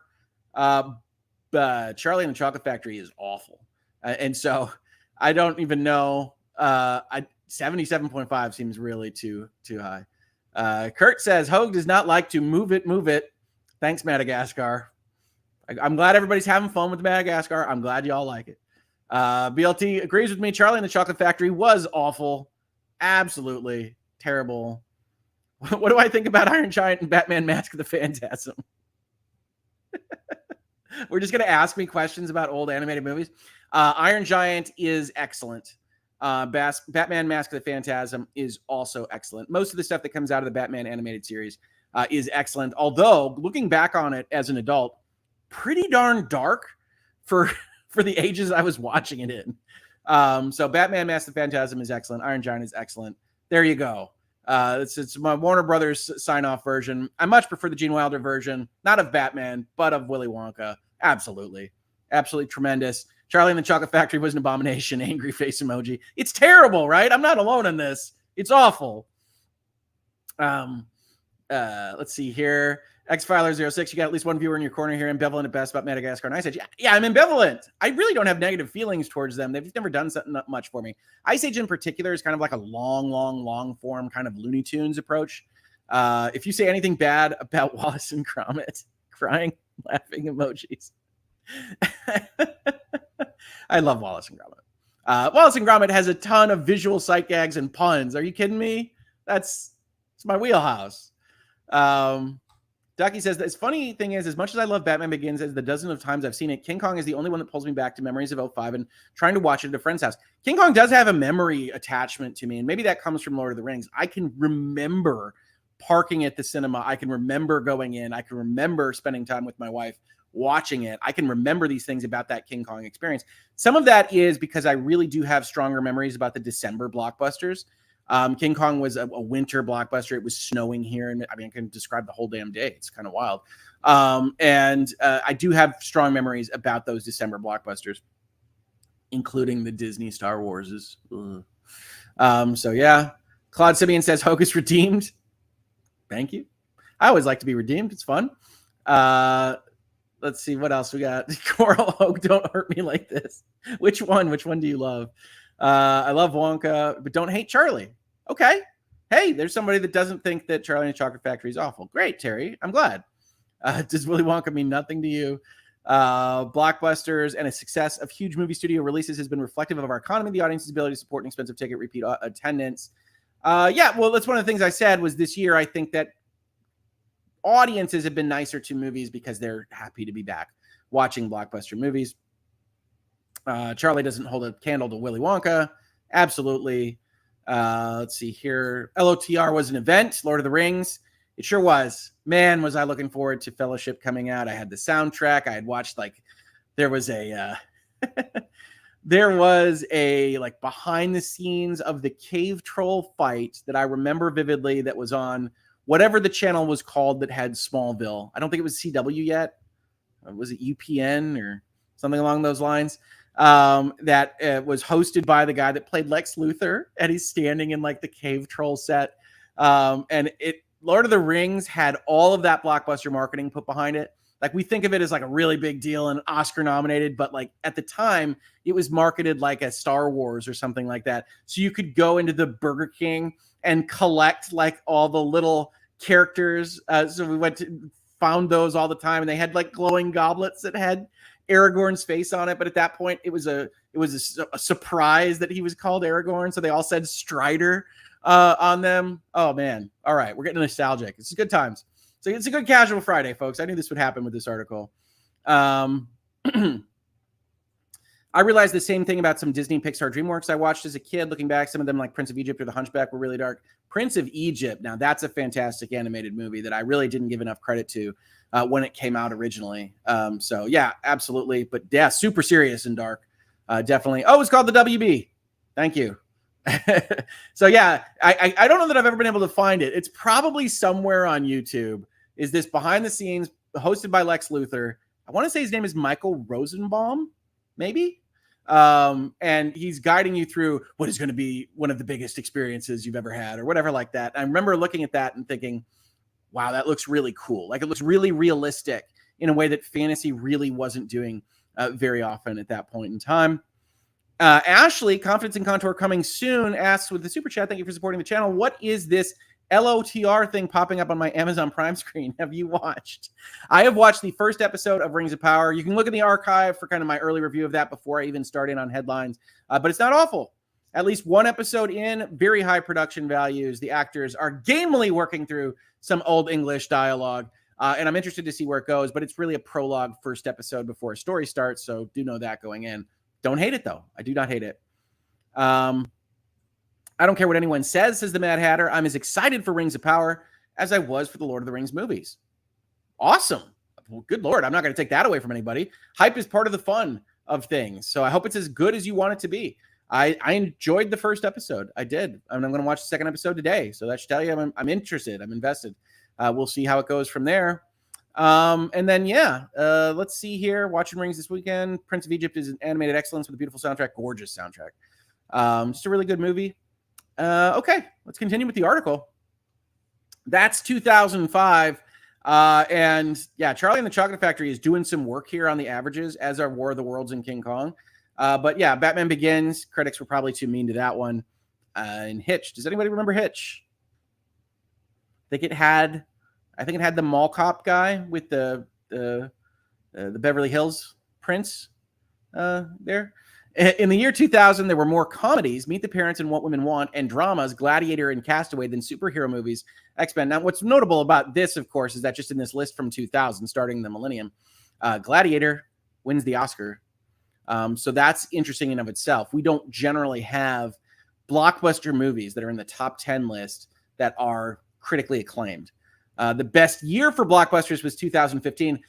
It's only about reviews, folks. It's only about this analytics. Obviously not a true statement. The best year for blockbusters was definitely not 2015.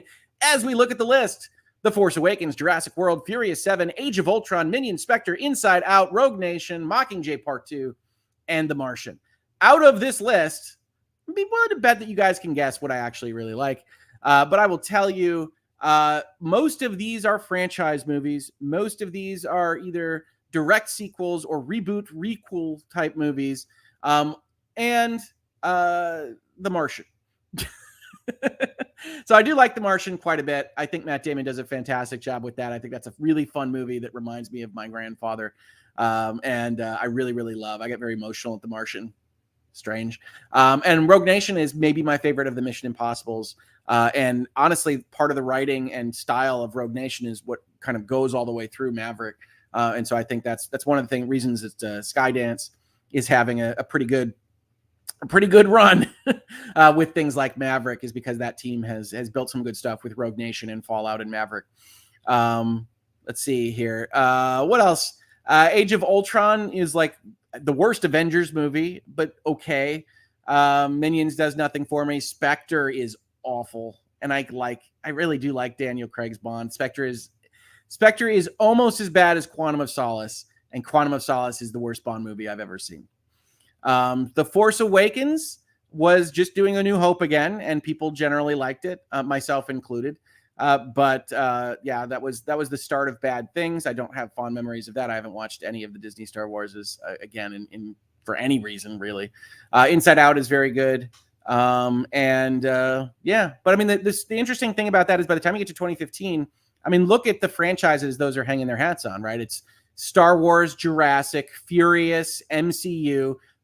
Minions is a franchise. I guess it's its own franchise. James Bond, Pixar movie. Hey, Inside Out. Rogue Nation, Mockingjay, and The Martian. So you've got all these kind of long form series of things. And That's just the way it works out. So I don't think 2015 is anybody's idea of the best year for blockbusters, but it was the year that critics and fans were the nicest to them. And that probably says something in and of itself. Critics were nicer to these movies than maybe they deserved, and fans pretty much always love franchises. So there you go. I loved Gladiator with an absolute passion. I think it was partly the superb soundtrack score. It is excellent.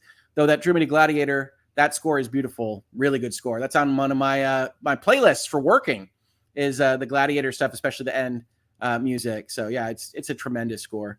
Yeah, this was the rare year when critics thought all of the blockbusters were good, including movies like Minions and Spectre.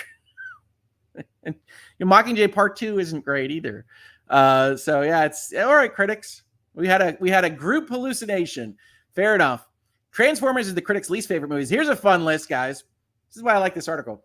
Critics' least favorite blockbusters. The least favorite, and these blockbusters, remember, the definition that they're using is made in the top 10 of the highest grossing movies of the year. Age of Extinction, which, if I'm remembering my Transformers movies correctly, is the Mark Wahlberg movie. So again, audiences just proving that critics hate on Mark Wahlberg, but audiences love him. Whether it's on Uncharted or Transformers, they go and they make that studio money, even if critics can't stand him. The Smurfs, which I want to say is like the CGI live action Neil Patrick Harris movie, maybe. Revenge of the Fallen, which is the stupidest blockbuster I think I've ever seen. Revenge of the Fallen made me want to gouge my eyes out. Not because it was too terribly different visually from the original Transformers movie, which was fine. Critics were too mean to that. But because it was just the stupidest thing ever. And if you go and you look, it's actually because the writer's strike happens right as they are making that particular movie. Bad Boys 2, Venom, Suicide Squad, Pearl Harbor, Michael Bay making a lot of appearances on this particular list, Jurassic World Dominion, The Da Vinci Code, Meet the Fockers, Source, again, Rotten Tomatoes, and Metacritic. What do you think of these movies, folks? Here's a fun question. Is there a movie on this list that you secretly like, is a guilty pleasure or otherwise, or that you think the critics just got wrong? I will tell you, talking about musical scores, I really like the musical score to Pearl Harbor. The music from Pearl Harbor is also on my playlist regularly, and I think that has a fantastic score. We've talked a little bit about Jurassic World Dominion already. Is there a secret pleasure here? Because this author's going to say, the single most divisive blockbuster of the century is Bad Boys 2. This breaks my heart as an unabashed fan of this movie. It is almost enough for me to give up journalism. So again, kind of a blog feel to this newsletter approach. So what do you like? All right. We've got Frederick Bolton. He's putting in a vote for Venom. Venom has a kind of mad cap quality to it, which is unusual. So it's at least novel. Caitlin Williams says, yes, Pearl Harbor. Pearl Harbor is, again, super earnest. Michael Bay trying to be serious. I don't know that he pulls it off, but the score is very impressive. There's a lot of good cinematography. There's some stuff to stand for Pearl Harbor, even if I don't like it as much as the more serious World War II stuff. RJH00, I'm with the critics when it comes to Mark Wahlberg. I don't like him. He's the same boring guy in every movie. Also, he was a bad cast for Sully. Yeah, I actually think he's a pretty good cast for Nathan Drake. What's funny is it's a terrible casting, doubly so, because as you watch the movie, my brain constantly goes, you're doing an okay Nathan Drake. Like, you could be Nathan Drake in this role. Yet you're in a movie with a Nathan Drake, which is clearly not Nathan Drake, and being a different role, which you are clearly not. So, like, really bang up job casting, except they made a ton of money. So I'm just a guy. Like, okay, Sony, you win. I don't love Mark Wahlberg, not a great actor or charismatic, but yes, audiences disagree with me. They're there for Marky Mark. I liked Venom unironically. All right. Venom is a guilty pleasure of mine. Venom is winning the poll here of what people are interested in. I really liked one of the Suicide Squads, but I'm not sure which one they're talking about here. The bad one. You may have liked the bad one. This is the music video one, where they go and attack Cara. I can never get her name right. Delevingne, in a city, and they have to go and sneak into that city, and they go attack her. The one with the on it, the Suicide Squad, is the James Gunn one, which is super gory and features a giant starfish. Against the Tide, haven't watched many of his movies. 2 Mission Impossibles, I believe, and I found he played his character well, but then again, I didn't like his character. 2 Mission Impossibles because of another actor. That's not Marky Mark. Maybe we're talking about someone else at this point. Sometimes it's a little bit difficult to jump into the chat on this. I agree with you, Hoeg, about Transformers: Revenge of the Fallen. It was just plain bad, just awful. It was one of the few times in my life I've considered going and asking for a refund of the ticket because like they didn't bother to concept out their movie. They do not deserve my money for this. I really liked Venom, though I absolutely hate the second one. I think in my brain they're in the same space, like goofy movies. I like the Mark Wahlberg Transformers movie. I really only like the first 2 of the original movies. You like Revenge of the Fallen? Okay. I mean, hey, like I said, reasonable minds can differ. We've got different people naming different Minions movies, including Lord of the Rings Minions. I don't know why, but they're having fun in the chat. Let's see here. Mrs. Hoeg Law, Minions could definitely be in Middle Earth. Just having a Minions conversation. Transformers: Revenge of the Minions from my wife. Minions break all over the Transformers, rebuild them in their likeness, and take over the universe. Okay, MCU, She-Minion. Everybody's talking Minions. So good times. I love Dan Brown and the Da Vinci Code. The Da Vinci Code book or the movie? So I don't know. I didn't much care for the movie. All right. Go on with the Minions. Shireen says, I think the chat has decided Minions should do cameos in all movies and TV shows. Don't give them ideas. All we need to see is Top Gun Minion. It'll be fantastic. All right. Let's continue on with this article. We're going to get to the end eventually, I promise. Critics have never loved the Transformers franchise. Even the first movie got a score below 60. Audiences don't give the franchise high marks, but they like it a lot more than critics. Probably on the same dinosaur thesis. Hey, big robots hitting each other. It's one of the big issues, I think, with the movie series is that Michael Bay made the robots too complex and confusing, so you can't even really enjoy the visceral, hey, that used to be a car, now it's a robot, because it's all super fancy and weird, and you can't quite understand what's going on. Critics love Pixar, Lord of the Rings, and Star Wars. Critics' favorite blockbusters over this period are Inside Out, Ratatouille, Gravity. Gravity's a really interesting movie to get a high critic score because it's plotless. It's pure visual spectacle. And I like Gravity as kind of a 4D theme park ride of a movie. But it's interesting that it got such a high rating from critics. Toy Story 3, WALL-E, Finding Nemo, and then we get to The Lord of the Rings, The Return of the King. Up, Black Panther, Mission Impossible Fallout being the highest rated of the Mission Impossible trilogy, the 4, 5, and 6 is interesting. And then Fellowship of the Ring.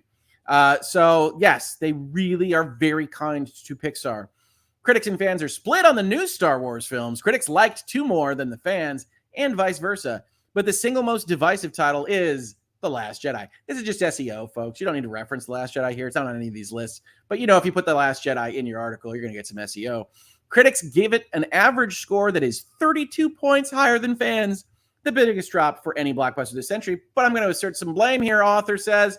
The Last Jedi is also a leading example of a bizarre cultural phenomenon. Fans bombarded Rotten Tomatoes with negative reviews. Black Panther and Captain Marvel, 2 of the most successful Marvel movies of the last 5 years, also got killed by fans online. Black Panther was the first Marvel movie led by a black superhero. Captain Marvel was the first with a sole female protagonist. The Last Jedi was the rare Star Wars movie with a female protagonist. Read into that what you will. Okay, so you know what we want to be read into in this paragraph. This part on The Last Jedi is unfair. Remember, they really liked The Force Awakens. Okay? Force Awakens still starred Rey.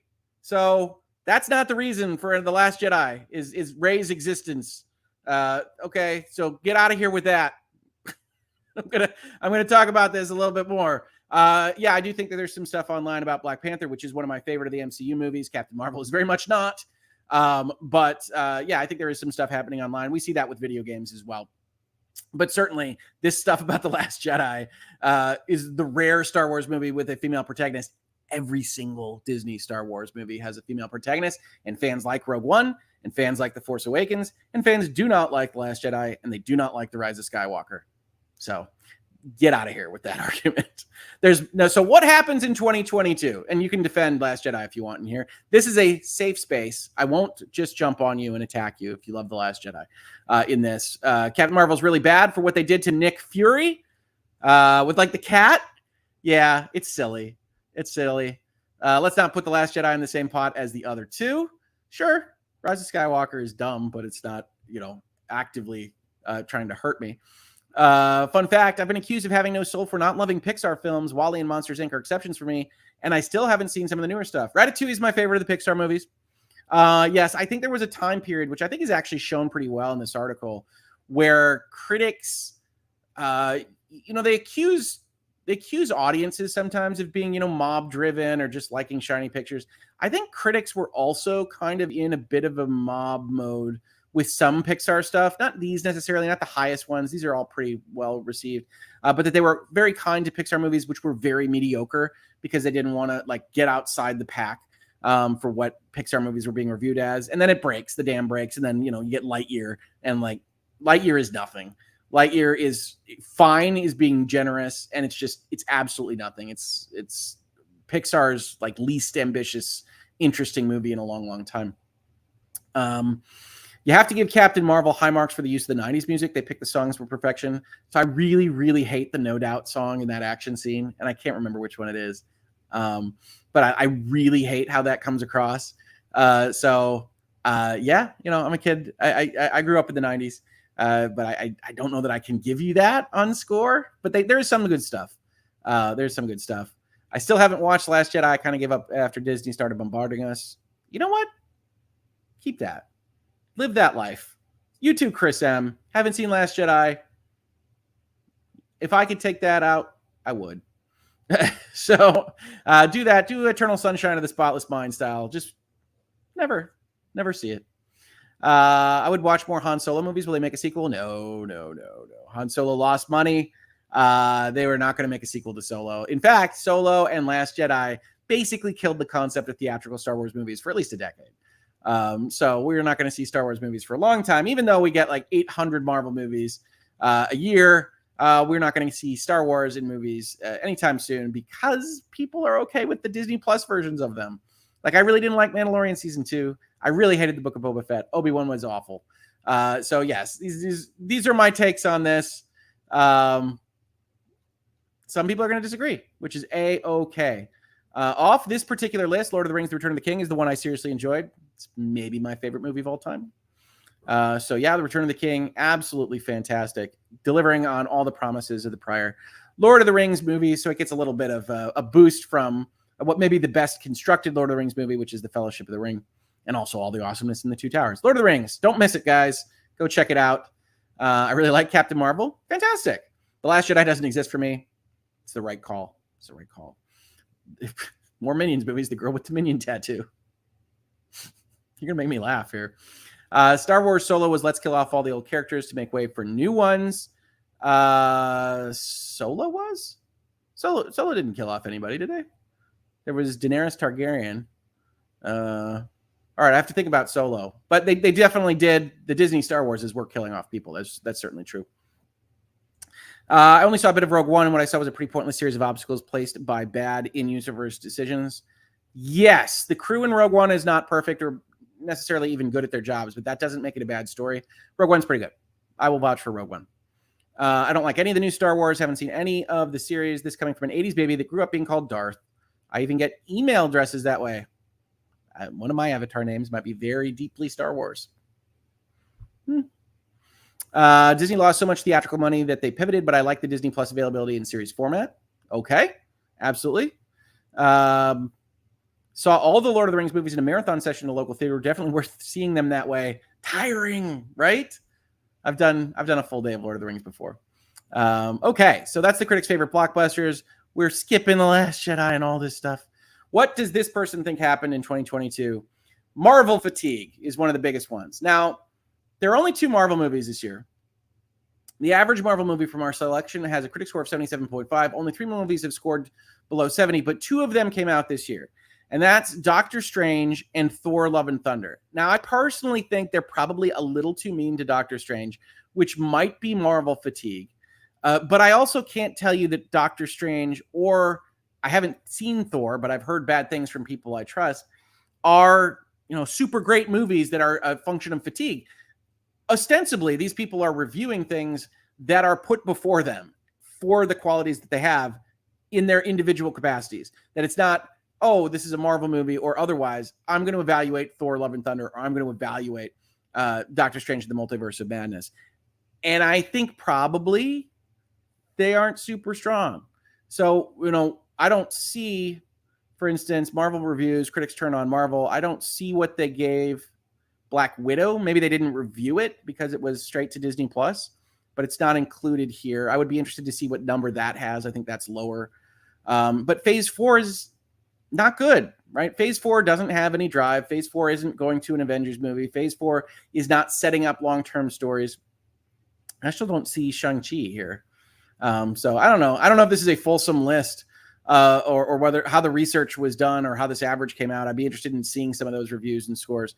But yeah, Marvel fatigue is probably part of it. Says Critic here, there's a ton of fatigue. Everyone has hit their breaking point. The movies feel like they are flailing. I agree with that. I don't think there's any drive there. Bad animated movies. Critics love Pixar, but Lightyear was a critical and commercial dud.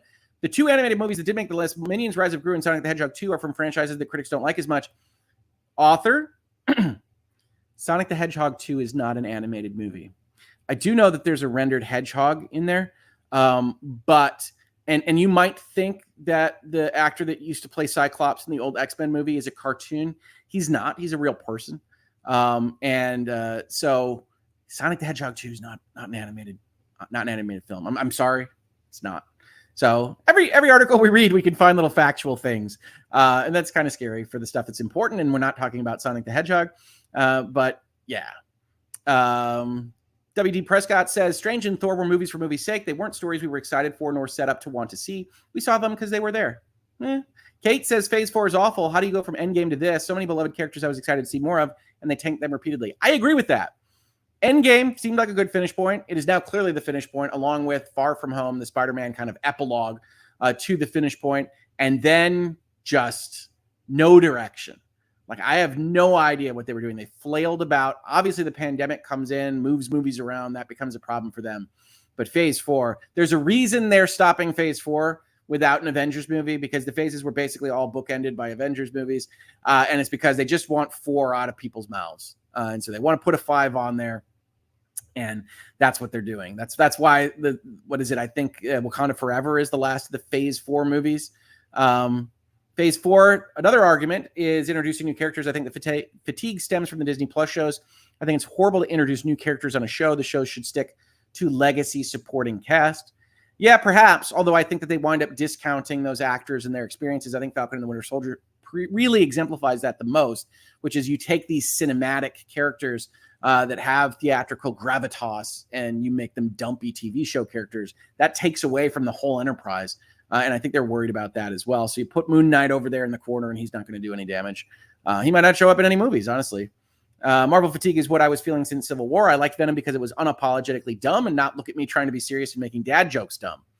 Yes, Venom is unapologetically dumb. I will grant this. Yeah, I mean, I think there was definitely a portion of, especially like Phase 2, when my wife and I were like, no, we're not interested in any of this anymore. And that kind of came back around with like the Black Panther Infinity War sequence. And I think a little bit before that, I think it's actually Ragnarok, Black Panther, Infinity War. I think that's the order there. We really like those movies. And that kind of rejuvenated our excitement for them. And I think we got to the end.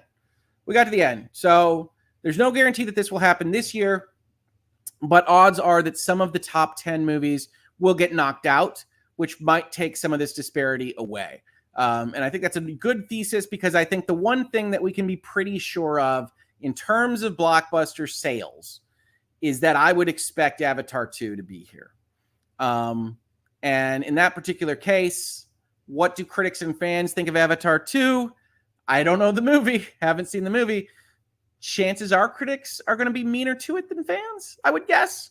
Because again, on the dinosaur theory, fans are likely to love the 3D. Because remembering back to Avatar, it was the 3D that really sold it. And I expect good things from James Cameron doing crazy stuff with tech at bare minimum. So there could be more movies that come out. Avatar 2 is the most obvious here to add on to the top 10 blockbusters list. But what else are you interested in, folks? We've already gone a full 2 hours, give or take here, before we set you off on your Friday.